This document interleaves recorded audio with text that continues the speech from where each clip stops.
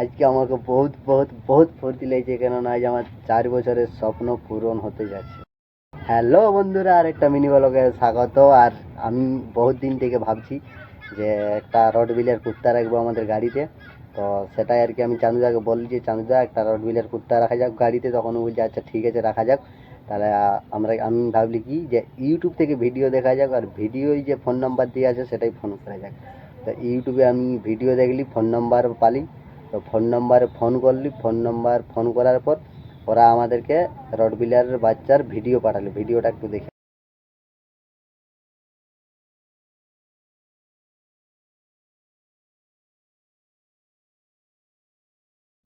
ভিডিওটা দেখলি তো এটারই আমাদের দাম আর কি জিজ্ঞাসা করা আছে। তখন বলছে 15 থেকে 20 হাজারের মধ্যে হয়ে যাবে।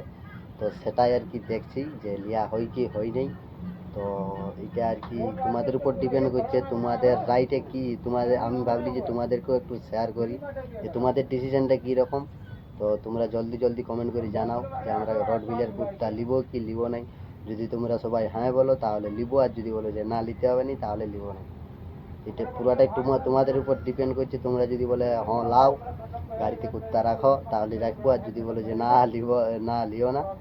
আর এমনিতেই কোনো পশু পাখি গাড়িতে রাখার কোনো এলাও নাই।